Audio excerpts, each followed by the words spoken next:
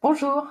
Alors depuis des années, je recherche un poste à mi-temps ou à temps partiel du fait, de mes problématiques de santé et de mon handicap et j'ai beaucoup de mal à en trouver. J'ai remarqué qu'en France, il y a très peu de postes, de ce cas-là. En tout cas, il en existe, mais il y en a peu. J'ai consulté un article de l'INSEE, alors que j'ai noté, j'ai pris des notes. J'ai vu que 17 des Français travaillent à temps partiel, c'est-à-dire en moyenne, 23 heures, par semaine, dont 79 de femmes. Étonnant, non? Ce sont des métiers variés, hein, comme par exemple auxiliaire de vie, aide ménagère, aide ménager, hôte, hôtesse, d'accueil, dans la vente aussi, vendeur, vendeuse, préparateur de commandes, préparatrice, etc., prof, etc. Alors, ce sont des métiers fatigants, physiquement, mentalement. Ils sont, pour ma part, je les trouve pas forcément très reconnus par la société et à faible revenu. Et pour finir, par rapport à l'INSEE, il était précisé que ce sont des personnes qui sont seules avec des enfants, un ou plusieurs enfants, et donc qui sont bloquées, qui n'ont pas trop le choix de travailler à plein temps ou à mi-temps, bah, pas le choix, donc plutôt à temps partiel. Lors de mes recherches d'emploi, en fait, j'ai trouvé pas mal d'emplois intéressants qui me faisaient, qui étaient raccord avec mon parcours professionnel, mais vu la liste de tâches et la rémunération, bah, je trouve pas trop de lien. Et j'ai trouvé que c'était pas juste, en fait. Comme par exemple assistante de direction, assistante commerciale, etc. Et bien sûr, le poste de manager, de cadre dirigeant n'existe pas, hein, bien évidemment. Donc je vous mets juste un exemple, la liste incroyable de tâches pour 1000 balles. Alors j'étais aussi étonnée parce que j'ai reçu des offres d'emploi qui ne correspondaient pas du tout à mon parcours, comme médecin, infirmière et tout. Bon, ça c'est la liste est longue, hein, pour les soignants, c'est incroyablement long, mais je les regarde quand même parce que je suis fière de leur parcours. Alors mes besoins sont devenus contraignants. Alors je cherche toujours un mi-temps à temps partiel, parce que déjà au réveil, j'ai des complications pendant plusieurs heures dues à des fatigues et douleurs chroniques. Donc c'est compliqué de commencer le matin. Donc je préférerais plutôt travailler dans l'après-midi, si c'était possible, pas trop loin de chez moi, hein, pour des raisons de transport défaillant, et pour éviter d'utiliser ma voiture, pour des raisons écologiques aussi. Et bon, bah, la liste est longue, je peux pas rester non plus, par exemple, debout, assise longtemps, etc., etc. Alors, grosse surprise, je n'ai jamais vu de plateforme ni d'appli qui était ouverte aux emplois adaptés. J'ai jamais vu d'employeur qui allait être d'accord pour décaler les horaires, parce que j'en ai un peu marre du 9-18. Bon, bah, faut s'arrêter un peu, hein, c'est un peu vieillot, ça. Et d'ailleurs, j'ai remarqué aussi que sur ces applis ou sur les plateformes, en fait, il n'y a pas ces critères d'emploi adapté. Par exemple, j'aimerais travailler l'après-midi. Bah, ça n'existe pas, il n'y a pas d'endroit qu'on puisse cocher, hein. Et question, quel employeur s'adaptera au monde actuel, à nos situations? Alors si je cherchais aussi un mi-temps ou un temps partiel, c'était aussi pour compléter mon emploi d'indépendante, car j'ai créé mon cabinet en 2020 en tant que coach professionnel et donc j'accompagne les personnes en situation de handicap et dans le milieu de l'oncologie. Donc c'est vraiment mes passions. Mes passions, mais pas que. Ça correspond vraiment à mes valeurs, à ce que je veux faire dans ce monde et j'ai vraiment besoin d'être utile. Alors aussi, si j'aimerais travailler à mi-temps ou à temps partiel, c'est que j'ai aussi d'autres activités qui sont pas toujours joyeuses, hein. Par exemple, les rendez-vous médicaux, bon bah là j'en ai régulièrement, donc pas le choix parce que c'est en journée.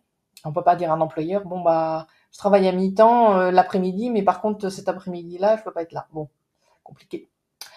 Je suis aussi des webinaires pour me permettre de garder mon esprit vif, de le continuer à le stimuler, de continuer d'apprendre. Ça, j'adore et j'en ai besoin. Et je fais aussi beaucoup de bénévolat.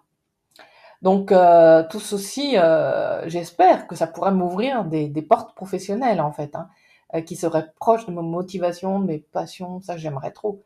Donc je le fais certes pour apprendre des choses, mais au cas où, peut-être si ça pouvait déboucher sur quelque chose de concret. Hmm. En 2023, j'ai compté, j'ai envoyé mon CV à 61 structures et il n'y en a eu que 18 qui m'ont répondu et de manière indirecte, soit par mail, soit via la plateforme. Et pour ma part, il y en a 4 pour lesquels j'ai refusé leur proposition post-annonce et post-envoi de CV, tout simplement parce que ça correspondait pas du tout à mes valeurs, à ma manière de fonctionner. Je l'avais pas compris dès le départ, en fait.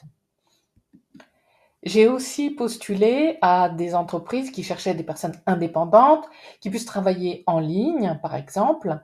Donc c'était par exemple, je vous donne, j'essaie de me rappeler tous les termes, chargé RH, chargé en recrutement, coach professionnel, prof particulier, etc. Donc bon, bah, c'est un peu limité en ligne et à son compte. Mais je me suis rendu compte qu'ils demandaient d'investir, de payer la formation, de contribuer au développement de leur structure, en achetant par exemple des services. Je me suis dit, mais c'est quoi ça? Après, bon, il peut y avoir des rémunérations, mais qui sont petites et ponctuelles. Ou alors, vous pouvez investir et avoir un retour sur investissement, mais en décalage sur plusieurs mois. J'ai une société en tête, que je ne veux pas citer parce que je ne veux pas les dénigrer, mais je l'ai bien en tête. C'est pas un petit peu une arnaque, ça? Ou c'est profiter des personnes qui galèrent pour trouver un boulot ou pour être à son compte, développer son indépendance?